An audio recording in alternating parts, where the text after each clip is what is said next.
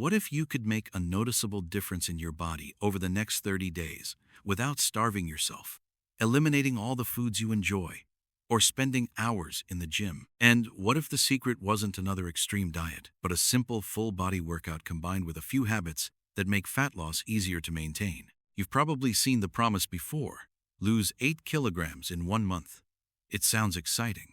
But let's be honest, losing 8 kilograms of actual body fat in just 30 days is not a realistic or appropriate goal for most people.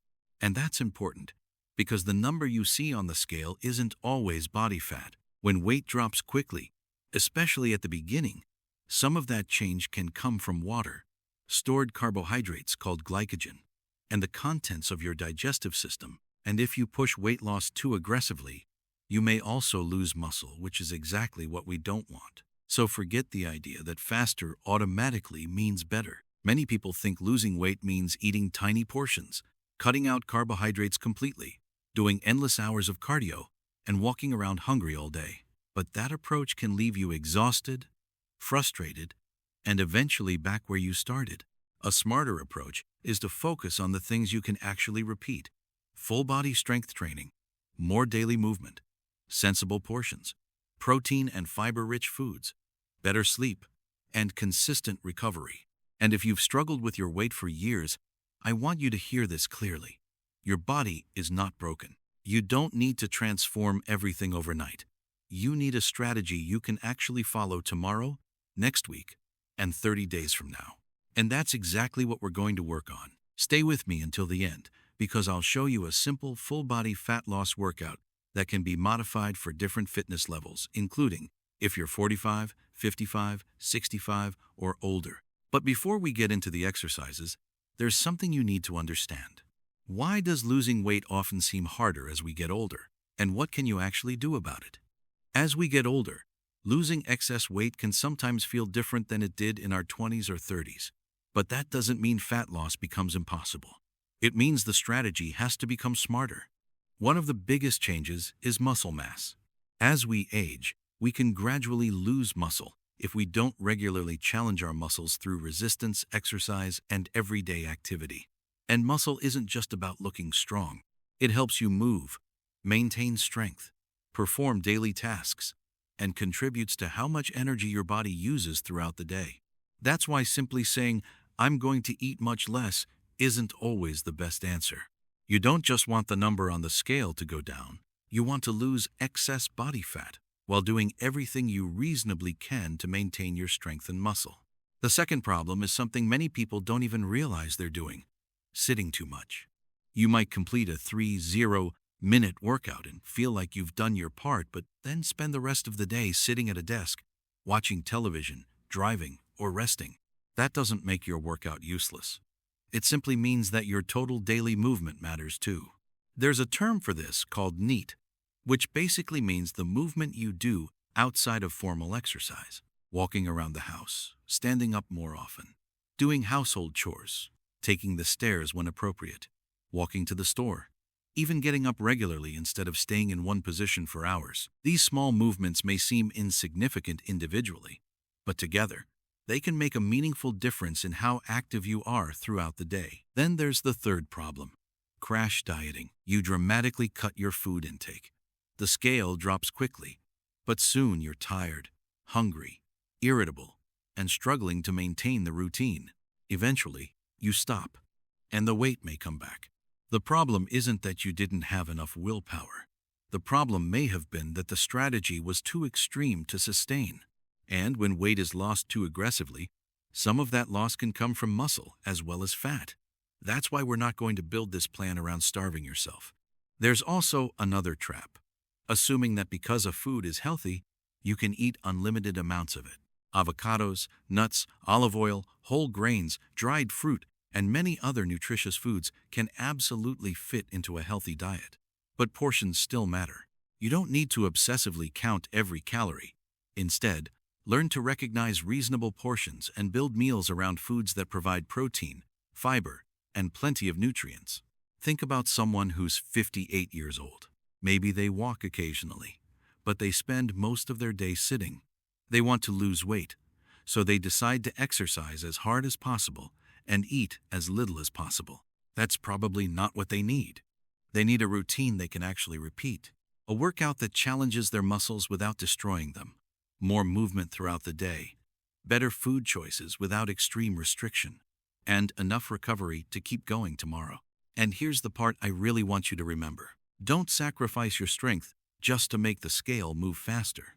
Losing weight is one goal. Losing excess body fat while maintaining your ability to move, exercise, and live independently is a much better goal.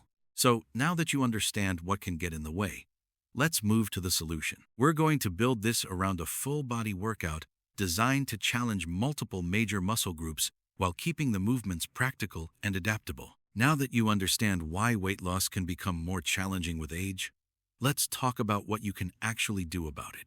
The strategy is simple. Move more. Train your muscles. Eat intelligently. Recover properly. And when I say you can lose weight without dieting, I don't mean you can eat unlimited pizza, sweets, and sugary drinks and expect exercise to cancel everything out. It means we're not using a crash diet. No starving yourself. No extreme restriction. No cutting out entire food groups for no reason. Instead, we're going to make smarter choices. Pay attention to portions. Increase daily movement. And use exercise to help your body become stronger and more active. And the workout I'm about to show you doesn't require a fancy gym. You can do many of these movements at home, and most can be modified depending on your fitness level. Before you begin, make sure you have enough clear space around you. Wear comfortable shoes if needed, and keep a sturdy chair or countertop nearby for support. Let's get started. Exercise 1 chair, sit to stand. This is one of my favorite movements for beginners because it trains several important muscles at once. It works your quadriceps, glutes, and core, while also practicing a movement you use in everyday life, getting up from a chair. Stand in front of a sturdy chair with your feet about shoulder width apart. Slowly push your hips backward and bend your knees as you lower yourself toward the chair. Lightly touch the chair with your hips. Then press through your feet and stand back up. Don't rush. The goal isn't to perform as many repetitions as possible. The goal is to move with control. If you're a beginner or your legs aren't very strong yet, you can use your hands for assistance or simply practice a smaller range of motion. And if the movement causes sharp or unusual pain, stop rather than trying to push through it. Exercise 2 wall push-ups. Next, we're going to train your upper body with a simple wall push-up. This movement works your chest, shoulders, triceps, and core. Stand facing a sturdy wall and place your hands against it around chest height. Walk your feet back slightly. Keep your body relatively straight from your head toward your heels. Now, bend your elbows and slowly bring your chest toward the wall. Then press through your hands to return to the starting position. That's 1 repetition.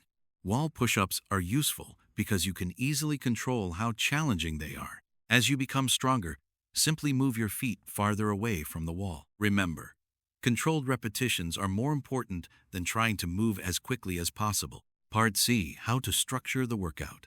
Now let's put these exercises together. If you're a beginner, start with approximately 30 to 40 seconds per exercise, followed by enough recovery time to catch your breath and prepare for the next movement. Start with 1 or 2 rounds. That's enough. You don't need to prove anything during your first workout. If you're already reasonably active and comfortable with these movements, you can gradually work toward approximately 40 to 45 seconds per exercise and 2 to 3 rounds. Over time, you can make the workout more challenging by increasing repetitions, adding resistance, or slightly increasing the duration. But don't increase everything at once. Give your body time to adapt. For most people, a reasonable starting point is around 3 to 4 strength-focused sessions per week, depending on fitness level and recovery. On the other days, keep your body moving with walking or another low-impact activity you enjoy. And here's an important point. Your workout doesn't end when you finish the final calf raise. What you do for the rest of the day matters too. Take short walking breaks. Stand up regularly. Do household activities. Walk after meals when practical. Take the stairs when they're safe and appropriate for you. Those small decisions can help increase your total daily movement without requiring another hour in the gym. And finally, listen to your body. If you experience chest pain, faintness, severe shortness of breath, or unusual or severe pain, stop exercising and seek appropriate medical attention. And if you have a significant medical condition, major mobility limitation, or you're unsure whether a new exercise program is appropriate for you, talk with a qualified healthcare professional before starting. The goal isn't to destroy your body for 30 days. The goal is to make your body stronger, more active, and more capable, one day at a time. Now that you have the workout, let's talk about the small daily habits that can make the biggest difference over the next 30 days. Because the truth is, one workout can't carry the entire plan.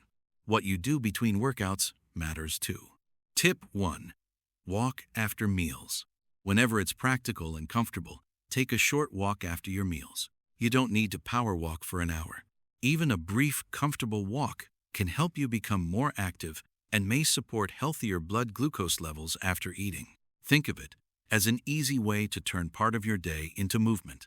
And if walking isn't comfortable for you, don't force it. Choose another safe form of gentle movement.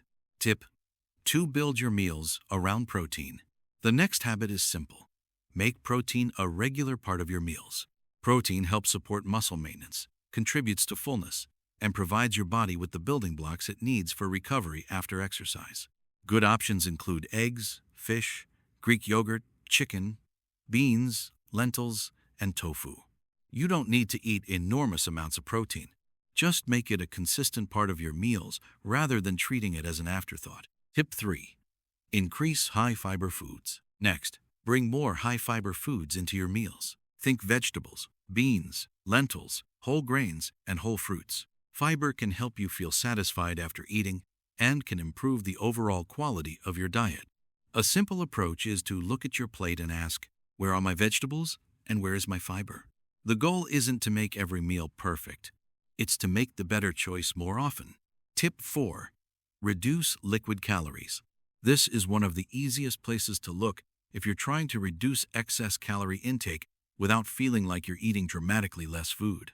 Watch out for sugary sodas, sweetened juices, and heavily sweetened coffee or tea. These drinks can add a surprising amount of energy without making you feel as full as solid food. Try replacing them with water, sparkling water, or unsweetened beverages when appropriate. You don't have to change everything overnight. Start with one drink, then another. Tip 5. Protect your sleep. Don't underestimate sleep. When you're consistently sleeping poorly, hunger, cravings, recovery, mood, and your ability to stay consistent with exercise can all become more difficult. Aim for a regular sleep schedule and give yourself enough time for quality sleep. Your workout is a stress on the body. Recovery is where your body gets the opportunity to adapt. Tip 6. Don't chase the scale every morning. Here's something that can save you a lot of frustration. Your body weight can change from day to day, even when you're doing everything correctly. Water retention, sodium intake, carbohydrate intake, and digestion can all affect what the scale shows. So don't let one morning's number determine whether you think you've succeeded or failed. Instead, look at the bigger picture. Track your weight trend over time. Pay attention to your waist measurement. Notice whether you're getting stronger. Notice whether your energy is improving. Notice whether everyday activities are becoming easier. The scale is one measure. It isn't the entire story. Tip 7. Progress gradually. Finally, don't make the mistake of doing too much too soon. Every week, you can gradually increase one thing. Maybe you perform a few more repetitions. Maybe you use slightly more resistance. Maybe you walk a little longer. Maybe you add another round to your workout. But don't suddenly double everything because you're motivated. Your muscles, joints, and cardiovascular system need time to adapt. Remember, the goal is not to have your hardest workout on day 1. The goal is to still be training on day 30. And that's the mindset that can turn a short-term challenge into a long-term lifestyle. So let's bring everything together. If you want to make the next 30 days count, remember these 5 pillars. Full body strength training, more movement throughout your day, meals built around protein and fiber-rich foods, fewer sugary drinks, and more awareness of portions. And finally, better sleep and recovery. These habits may sound simple, but simple doesn't mean ineffective. The real challenge is doing them consistently. And let's come back to that 8-kilogram goal for a moment. Maybe your body won't lose exactly 8 kilograms in 30 days, and that's okay. The scale doesn't determine whether your 30 days were successful. What matters is whether you're losing excess body fat, improving your waist measurement, becoming stronger, moving more comfortably, and building habits you can continue long after this challenge ends. Because imagine what happens when you stop thinking about a 30-day transformation and start thinking about becoming healthier for the next year. That's where the real change happens. You don't need to become a completely different person overnight. You just need to give your body 30 consistent days. So here's your challenge.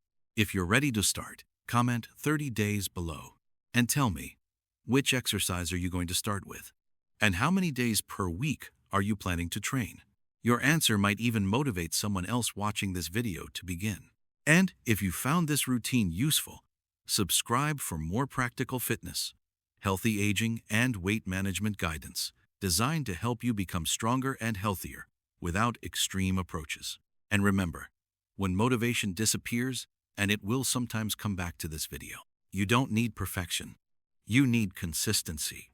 One workout, one better meal, en évoque, one better night's sleep. Then repeat. And one final reminder. Rapid weight loss isn't appropriate or safe for everyone. If you have a medical condition, significant mobility limitations, are taking medications that may be affected by weight or dietary changes, or you're considering a major change to your exercise or eating habits, speak with a qualified healthcare professional for individualized guidance. Your goal isn't simply to weigh less. Your goal is to build a body that is stronger, healthier, and more capable of carrying you through the years ahead.